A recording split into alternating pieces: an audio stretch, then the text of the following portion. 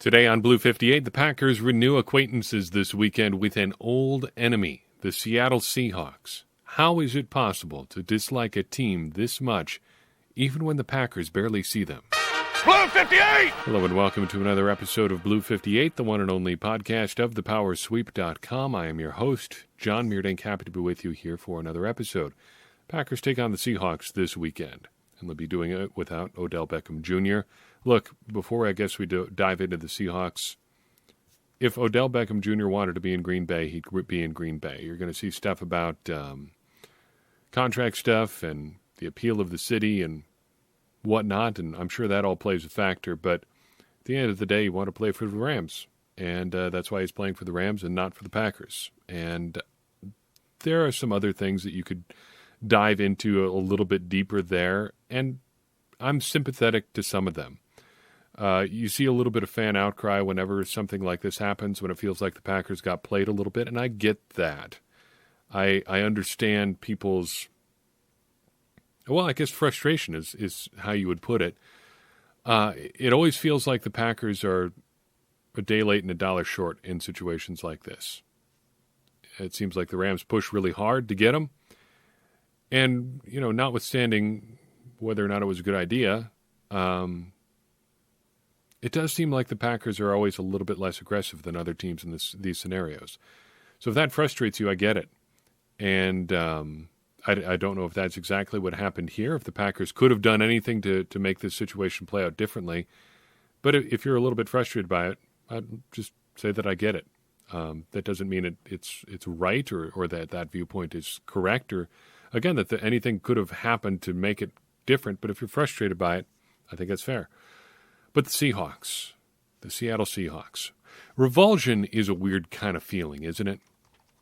Especially when it comes to a professional sports team. It's kind of silly, really, if you think about it at all. It's silly. I have that feeling a lot for, like, the Minnesota Vikings.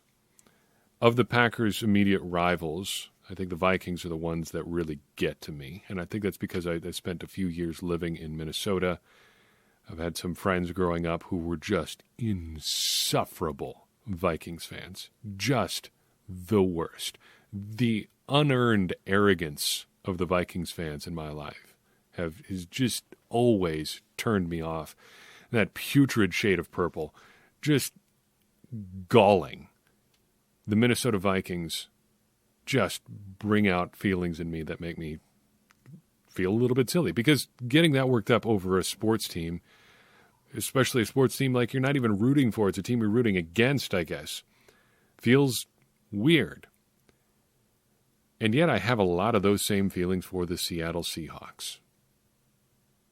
Looking back over the past decade or so, I think it's easy to see why.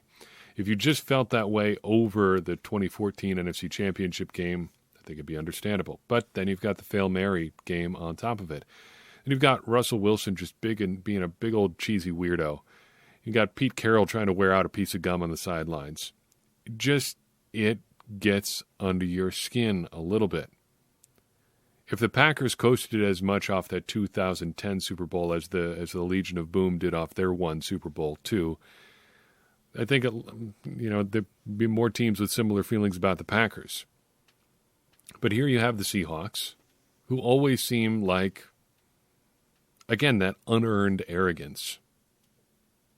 And I realize that is probably a little bit weird. And this is, I suppose, a safe crowd to say it too. It's a little bit weird to say unearned arrogance. As a Packers fan, who are we to determine what is earned and isn't earned? But, from the outside looking in, it feels like maybe the Seahawks, historically, don't have all that much to brag about. And yet you've got the 12s in Seattle who are just kind of going around acting like they're 12. So the Seahawks always get to me a little bit.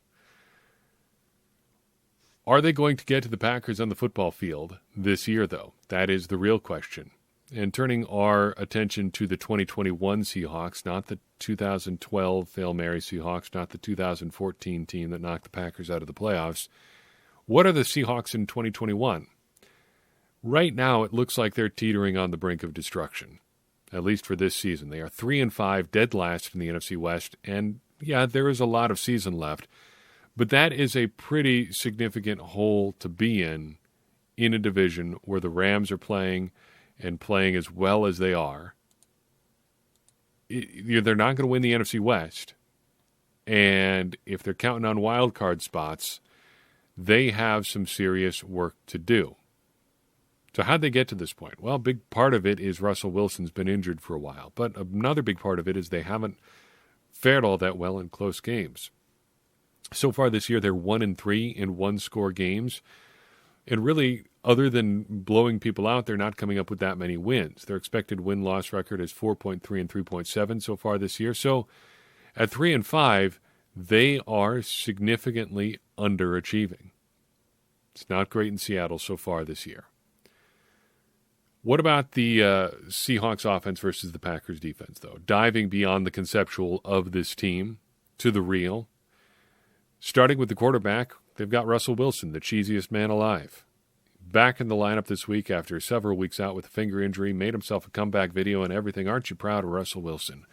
He was on a pretty good tear before his injury, completing 72% of his passes for about 1,100 yards, 10 touchdowns, 1 interception, cruising right along. And a big reason he's been able to cruise along so far this season is because the Seahawks are unusually strong at wide receiver. They are strong but not deep, but their strength is as good as anybody. Probably have a case as the best wide receiver duo in the league.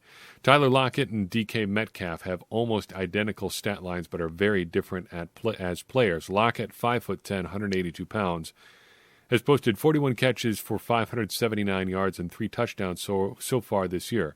He is more of just a deep threat, straight down the field type guy. His average depth of target so far this year is 11.6 yards, and he's not doing a whole lot with the ball after the catch, just 4 yards after every time he catches the ball. DK Metcalf, meanwhile, is a towering pillar of muscle at 6'4", 235 pounds. He has caught 39 passes for 580 yards and 8 touchdowns so far this year, and he has been attacking more the intermediate routes and generating a lot of yards after the catch. 11.7 yards from the line of scrimmage is his average depth of target on the year.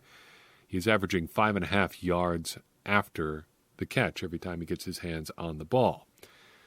There's a flip side to this, though. Though the Seahawks are good when they pass the ball, they are vulnerable on the offensive line.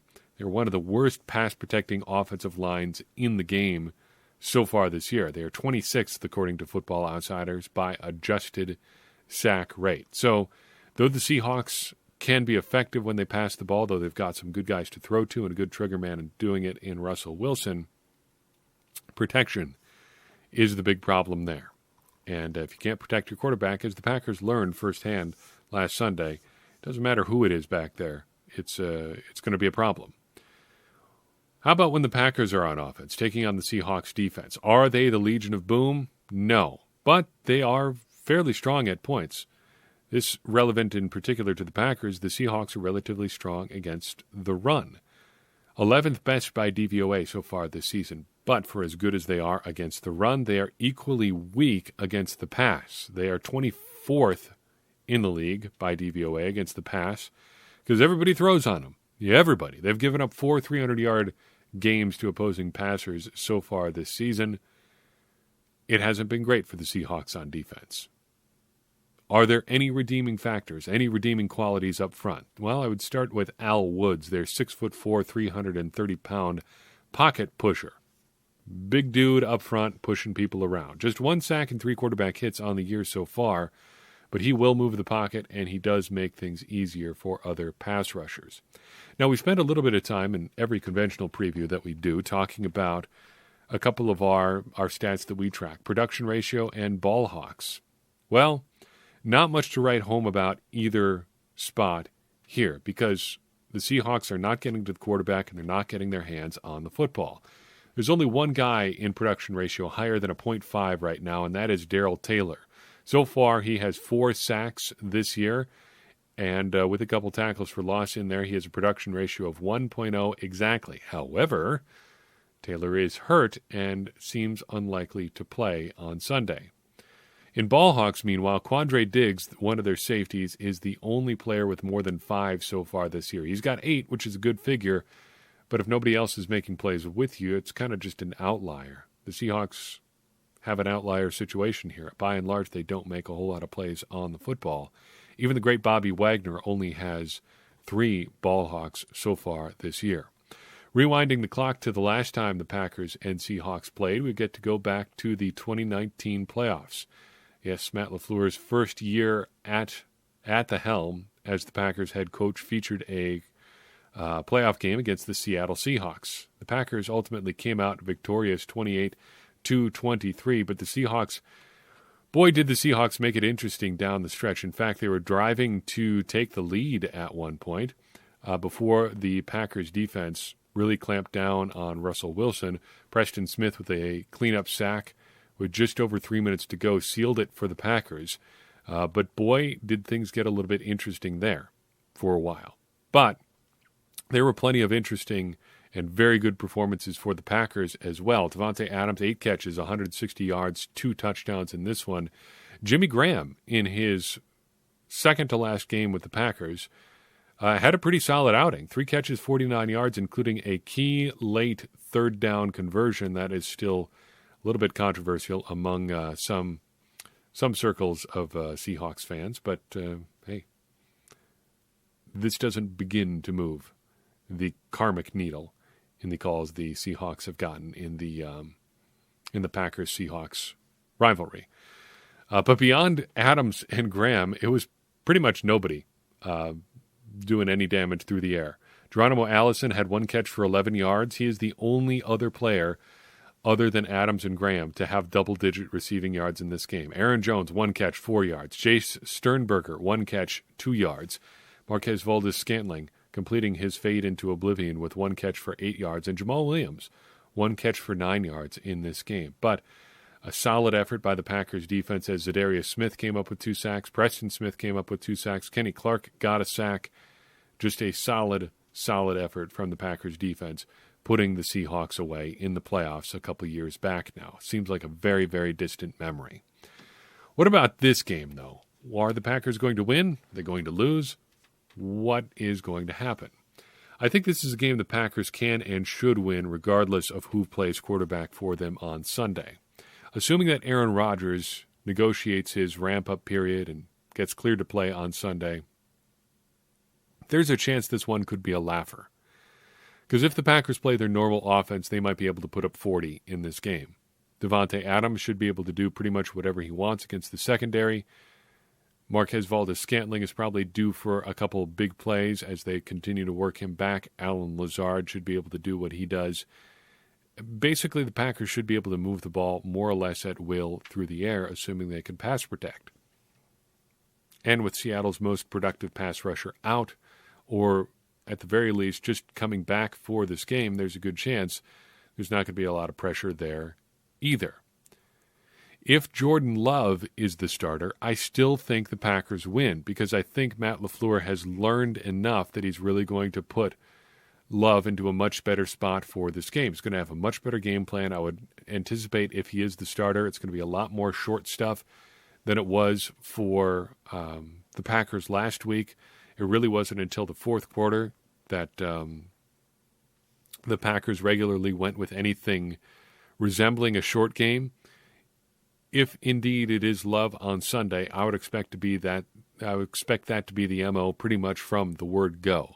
Just work the ball down the field, short passes, quick passes, get the ball out of Jordan Love's hands quickly so the opponents don't have a chance to blitz as regularly.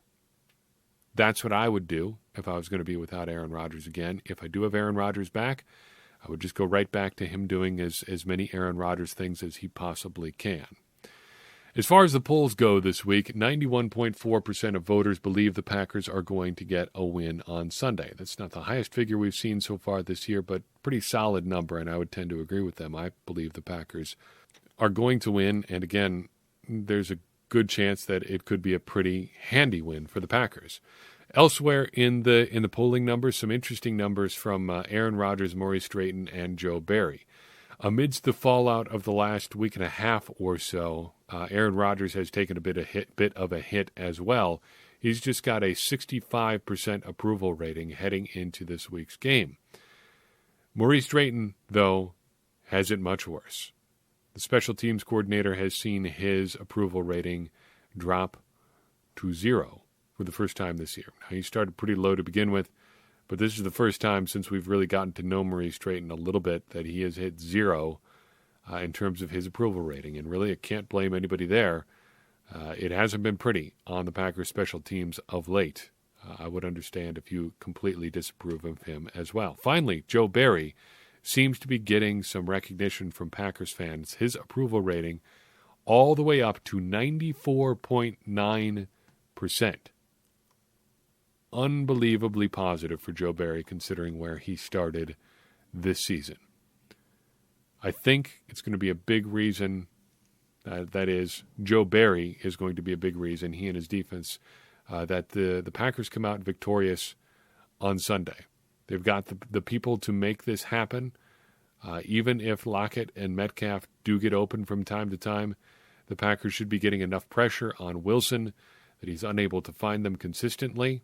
And even if they do catch the ball, the Packers have been quite sure tacklers so far this year.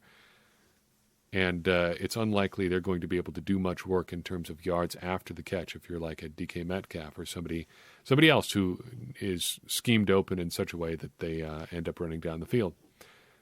Agree? Disagree? What are your thoughts? Let me know wherever you happen to be listening to this episode. Find us on Twitter at The Power Sweep, at JONMEERDINK. Give me a shout if you have an idea how this game is going to go.